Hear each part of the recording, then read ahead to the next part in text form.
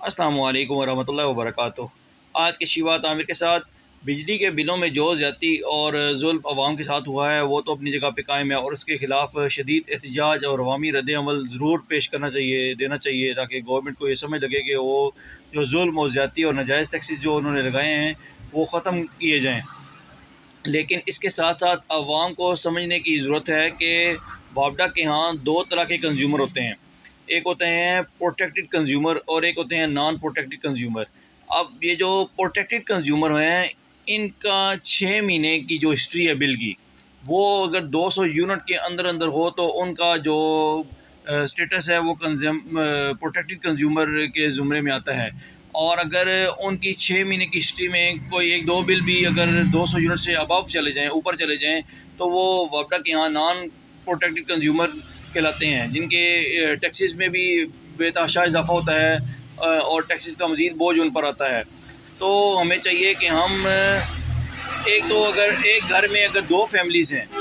تو ان کے لیے الگ الگ میٹر ہوں، یعنی کہ اگر ایک فیملی میں باپ اور بیٹا دونوں رہتے ہیں تو باپ کا الگ بجلی کا میٹر ہونا چاہیے اور بیٹے کے لیے الگ بجلی کا میٹر ضرور لگا ہونا چاہیے، اور تاکہ اس طرح جو ہے یونٹس جو ہیں وہ 200 یونٹ کے اوپر نہ جائے بل، اور آپ کے بل جو ہے وہ ایک پروٹیکٹڈ کنزیومر کے زمرے میں آتا رہے۔ اور دوسرا یہ ہے کہ جو بجلی کے اوقات کار ہیں، یعنی کہ شام 5 سے لے کر رات 11 بجے تک، ان اوقات میں آپ استری پانی کی موٹر جو ہے اور یا جو واشنگ مشین ہے وہ نہ چلائیں۔ دن کے جو اول حصے میں وہ بھی تقریباً حال میں 7 سے لے کر 9 بجے تک یا 8 سے لے کر 9 بجے تک کا ٹائم، 10 بجے تک کا ٹائم ہوتا ہے صبح کا، اس میں بھی احتیاط کریں۔ دن کے اوقات میں 10 سے بعد سے لے کر 5 بجے تک جو ہے نا آپ جو بھی بجلی کا کام کرنا ہے وہ اس کو فوکس کریں۔ کپڑے استری کرتے ہوئے جو جگہیں چھپی ہوتی ہیں، یعنی کہ شلوار جو ہے وہ ساری استری کرنے کی ضرورت نہیں ہے،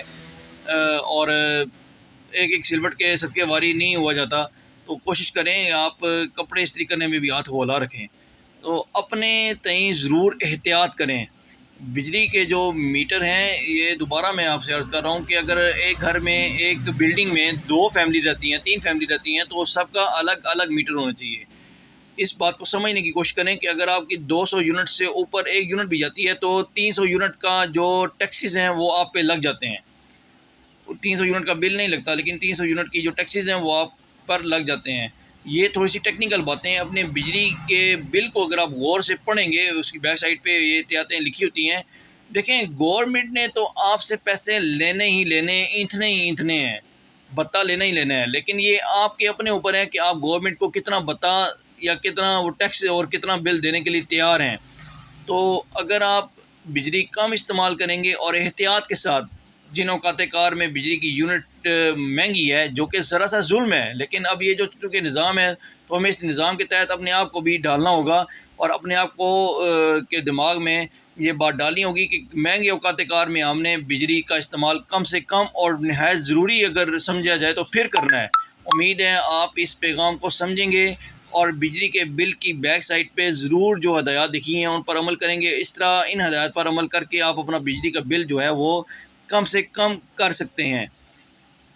السلام علیکم ورحمۃ اللہ وبرکاتہ۔